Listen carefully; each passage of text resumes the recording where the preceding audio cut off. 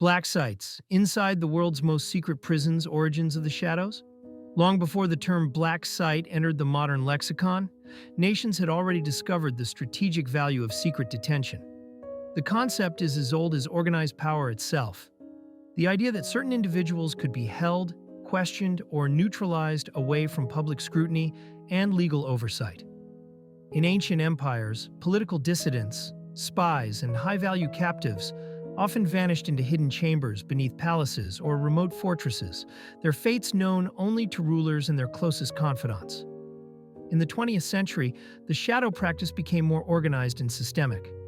During World War II, clandestine facilities were used extensively for interrogating enemy spies and resistance members. These sites were not marked on maps and often existed in basements of military headquarters or in secluded camps far from civilian eyes. The logic was clear. Secrecy not only protected operational details, but also allowed for methods and conditions that might not withstand public or legal scrutiny. The Cold War era accelerated the evolution of such facilities. As ideological rivals, the United States and the Soviet Union both maintained networks of covert detention centers. In the USSR, dissidents could be taken to undisclosed psychiatric hospitals or remote labor camps that served dual purposes of punishment and information extraction.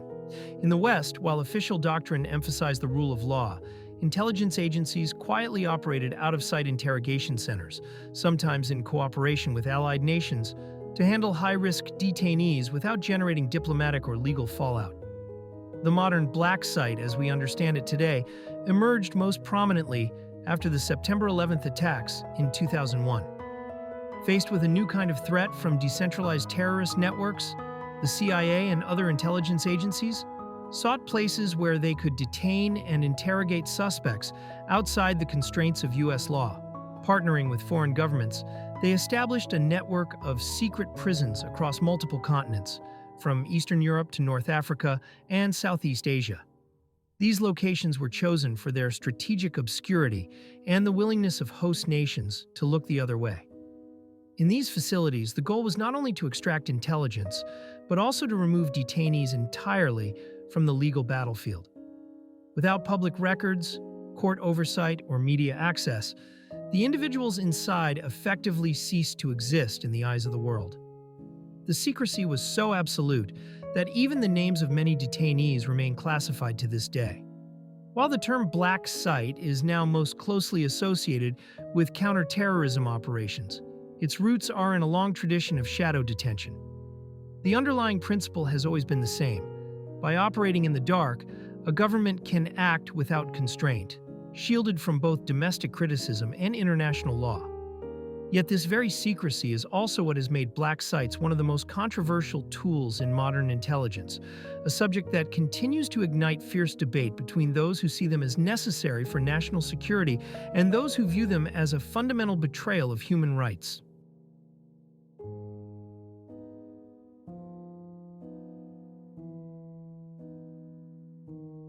Anatomy of a black site. A black site is designed to be invisible, not just to the public, but often to anyone without the highest levels of clearance. From the outside, many appear as ordinary buildings, warehouses, or military outposts. Their power lies in blending seamlessly into their surroundings, allowing operations to proceed without attracting suspicion. Yet beneath this facade lies an architecture meticulously engineered for control, secrecy, and containment. The location is the first layer of invisibility. Black sites are often situated in remote areas, far from population centers, or hidden within existing government compounds where access is already tightly regulated. Some are concealed within legitimate facilities such as air bases, intelligence offices, or research centers, providing plausible deniability should anyone inquire. Others operate offshore, aboard ships, or in foreign territories, further complicating jurisdictional oversight. Once inside, the environment shifts dramatically.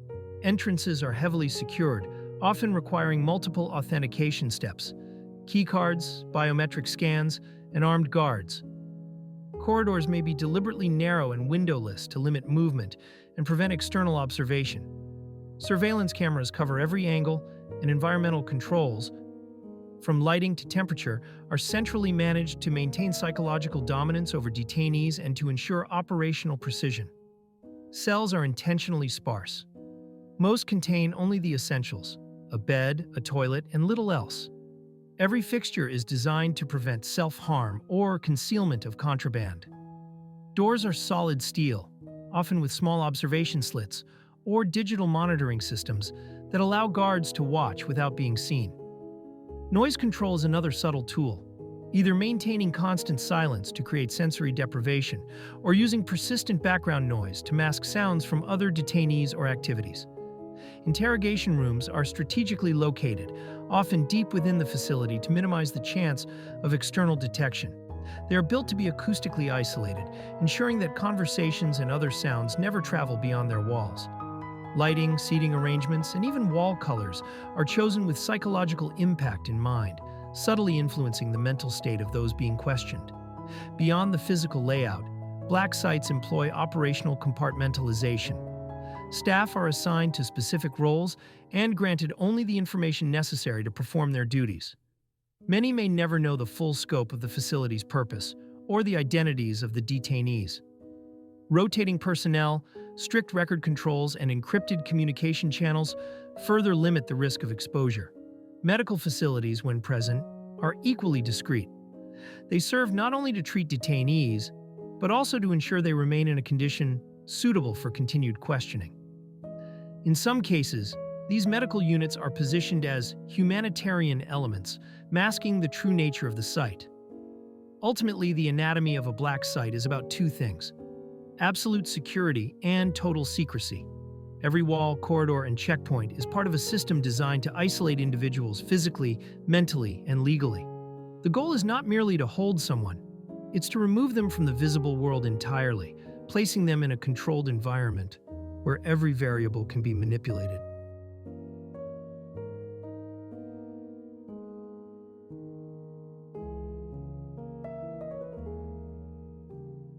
Covert operations and interrogations. If the architecture of a black site is built for control, its operations are designed for precision and secrecy above all else. Once a detainee enters such a facility, they are no longer simply held. They become part of a carefully managed process, one that blends intelligence gathering, psychological manipulation, and operational security into a single, tightly woven system. The transfer process itself is often covert. Detainees may be moved under the cover of night, flown aboard unmarked aircraft, or driven in vehicles with no identifying features. Known as extraordinary rendition, this practice allows agencies to bypass extradition laws and deliver individuals directly into the custody of a host nation or an allied intelligence service. Every stage of transport is compartmentalized. Pilots may not know the identity of the passenger, guards may not know the final destination, and official paperwork may be non-existent. Once inside, interrogations begin. These sessions vary dramatically depending on the objectives, the perceived threat level of the detainee, and the political climate. Traditional questioning techniques, building rapport, eliciting information through conversation, are sometimes combined with more aggressive measures.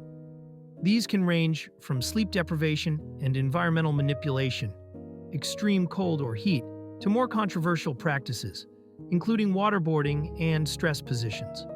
While officially banned in many countries, such methods have been documented in leaked reports, testimonies, and declassified files. Psychological operations play a central role. Interrogators are often trained not only in language and cultural nuances, but also in behavioral science.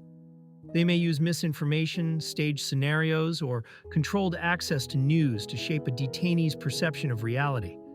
In some cases, detainees are led to believe they are in a completely different country, or that time has passed differently than it actually has, disorienting them to the point where resistance becomes more difficult. Operational secrecy extends beyond the detainees themselves. Guards and staff are frequently rotated to prevent relationships from forming.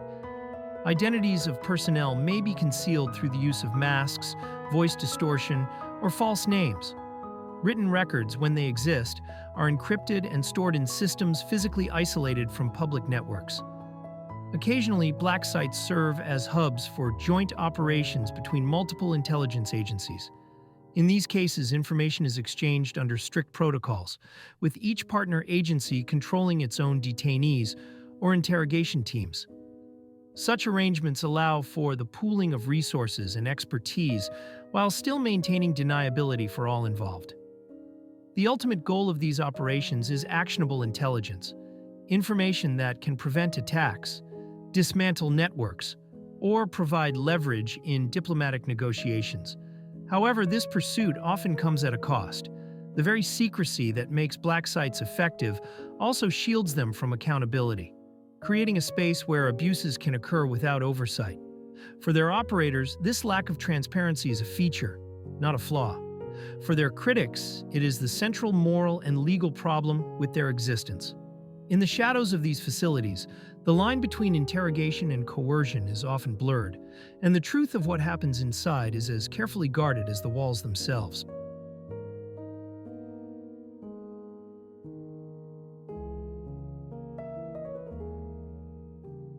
International fallout black sites are not only physical locations, they are geopolitical flashpoints.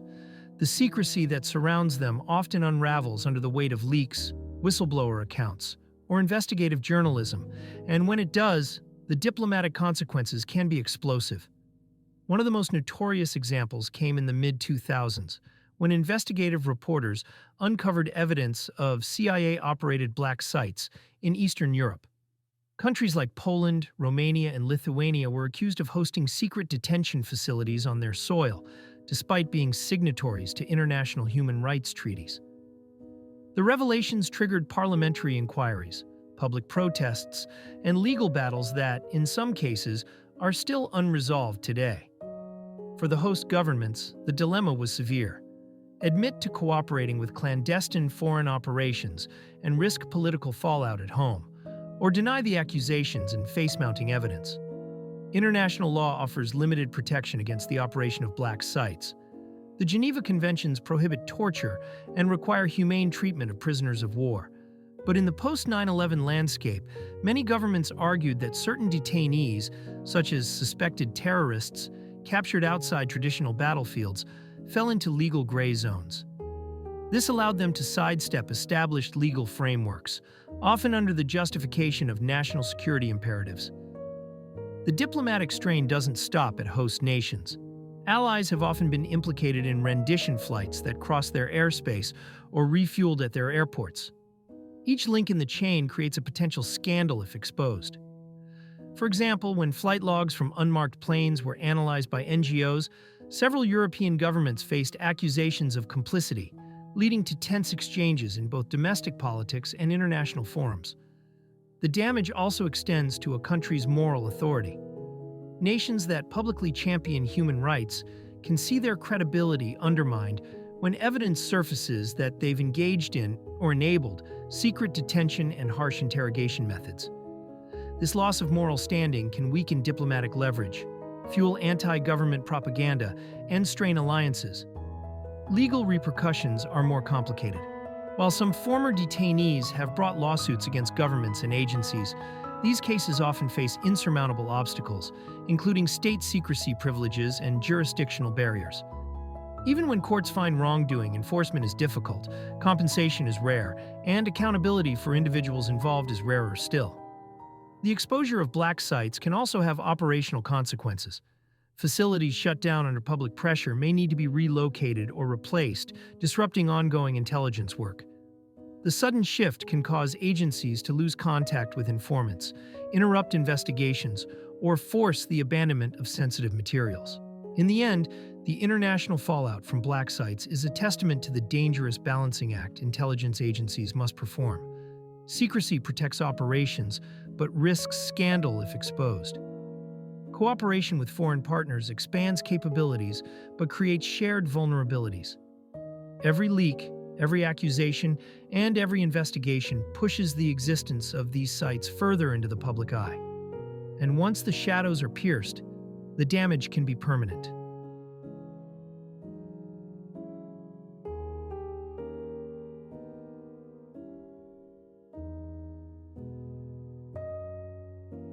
The future of secret detention. As the nature of conflict evolves, so too does the role of secret detention in global intelligence operations. The physical black site, a hidden compound or remote facility, is no longer the only tool in the arsenal. The future of covert detention is increasingly intertwined with advances in surveillance, biometrics, and digital control, making the lines between physical confinement and virtual containment blurrier than ever. Emerging technologies offer intelligence agencies new ways to monitor, control, and isolate individuals without the need for traditional prison walls. For instance, biometric tracking and AI-powered facial recognition can follow a target anywhere in the world, effectively turning entire cities into invisible holding spaces. Combined with real-time communications monitoring, authorities can exert a level of influence over a person's movements and associations that rivals and sometimes surpasses physical detention. However, the demand for high-security physical sites will likely remain, particularly for holding high-value detainees in politically sensitive cases. These future facilities may be smaller, more mobile, and integrated into existing infrastructure to avoid the scrutiny that large, permanent black sites attract. Modular underground units, disguised cargo containers, and even retrofitted ships could serve as next-generation detention centers, allowing agencies to operate without fixed locations. Space-based surveillance and communications control could also reshape secret detention. By monitoring every signal in and out of a facility from orbit, agencies could ensure complete isolation without the need for heavy physical fortifications. In extreme cases, we may see the development of off-world detention concepts, theoretical for now, but not unimaginable as space infrastructure expands. Legal and ethical challenges will continue to define the boundaries of what is possible. The rise of international coalitions and shared intelligence databases may push agencies to develop new covert frameworks for cooperation, masking the location and identity of detainees even from partner nations. At the same time, growing public awareness of human rights issues will make secrecy harder to maintain, forcing agencies to innovate not only in their methods, but in how they conceal them. Non-state actors add another layer of complexity. Powerful cartels, insurgent groups, and private military companies may begin to adopt black site-style facilities of their own, blurring the line between state and non-state intelligence operations. In a future where information is the ultimate currency, the temptation to detain and interrogate in secrecy will not be limited to governments. Ultimately, the future of secret detention may hinge less on the walls themselves and more on the ability to control information about the detainee, the facility, and the operations inside. Whether physical or digital, the black sites of tomorrow will continue to operate in the shadows, adapting to new technologies, new threats, and new definitions of warfare. And as long as secrecy remains a shield against oversight, the moral and political debates surrounding them will never truly disappear.